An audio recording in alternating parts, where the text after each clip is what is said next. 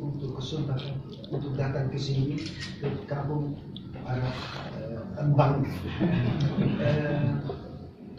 Ini kedua kali saya di kampung ini, tapi pertama kali sebagai turis. Sekitar 25 tahun yang lalu saya sudah menjelaskannya. Waktu itu saya jalan di sini dan mencari peneliti dari LIPI, dan saya ingin melihat kampung Arab di sini, kami keliling, dan di beberapa tempat ada stiker di tembok, dan di stiker ada ucapan ini: East is East and West is West, Hadramaut is the best. Saya tidak melihat itu di tempat lain. Dan saya tidak melihat kenapa ada konflik di sini. Pak Abdullah menjelaskan itu tadi. Waktu itu ada konflik dalam Yemen antara utara dan selatan, dan anggota di kampung ini pilih untuk supaya Hadramaut dipelihara. Ya. Bicara sedikit tentang kenapa saya mulai meneliti kelompok Arab. Kebetulan pertama kali kami ini, istri saya sejak hampir 50 tahun depan, waktu kami bertempat tinggal di sana, kami beberapa kali ke kota Sumeneb, istri ke penjahit Arab, ya, dan kami melihat, wah, ini orang Arab masih ada mulaidi, ya, saya tidak tahu istilah itu waktu itu, tetapi pakai yang panjang, ya, dan walaupun mereka tidak berbeda dari orang Madura sampai tingkat tertentu, ada perbedaan yang kami melihat tingkah laku lain. Islam lebih visible, ya, lebih terang, dan ada juga pisahan antara laki-laki dan perempuan yang kami belum mengalami. Itu pertama kali kami bertemu dengan orang Arab. Tahun 85-87 saya terlibat dalam Research Center Maduri Studies in Jember selama 2 tahun. Saya bertemu dengan mahasiswa Arab di sana dari Bondowoso, dan ya, saya tertarik untuk melihat Bondowoso dan bagaimana kampung Arab. Waduh, itu kampung dengan tensions, ya, ketegangan yang saya tidak expected, ya. Ada duality kalau ya. Kemudian kami ke kampung Ampel, ya, dan ke tempat lain seperti Bangil, impresif juga. Kampung Arab dekat laut di sana seperti di desert, Padang Pasir, ya. Dan sesudah studi Madura selesai, ya, saya masih menulis tentang Madura beberapa kali sesudah itu, saya pikir mungkin menarik untuk memberi perhatian kepada orang Arab di Indonesia.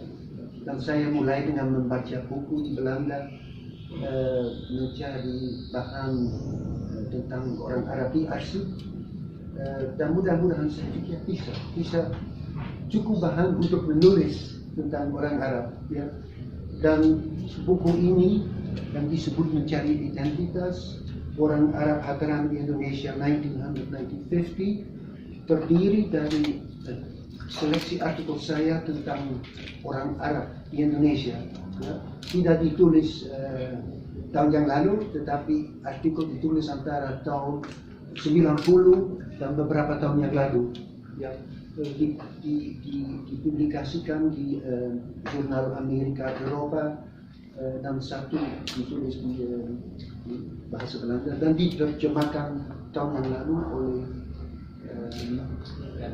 Gramedia, ya. Dan saya gembira dengan hasil ini, sebab saya pikir penting untuk peneliti untuk tidak hanya menulis untuk orang ilmu, teman dari universitas, tetapi justru untuk umum, untuk memberi kepada orang yang diteliti supaya tahu pendapat dari outsider. Ya. Buku tentang identitas orang Arab antara 1900 dan 1950, ya.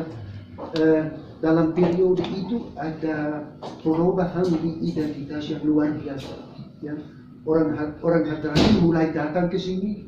Maaf ya, waktu itu saya belum mendengar tentang istilah Hadrami. Orang di Indonesia bicara tentang orang Arab. Ya.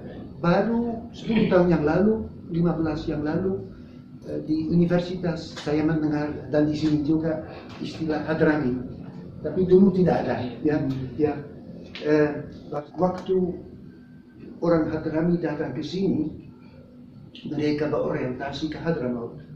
Juga ya kebanyakan datang untuk kembali, tapi akhirnya kami di sini ada keturunan. Ya, tetapi orang yang datang Bulaiti tidak mau perubahan struktur Hadramaut, kelas yang tetap, yang strong, yang rigid, yang kuat.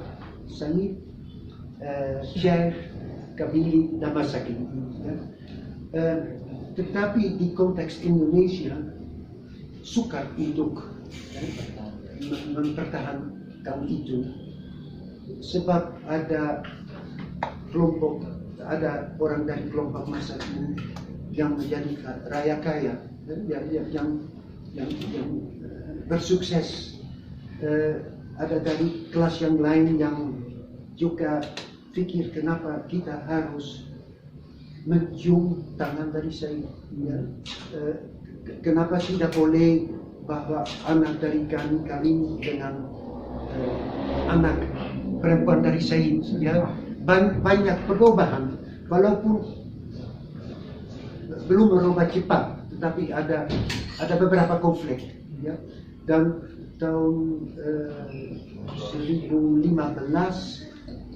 ada apakah saya menyebut the type of conflict,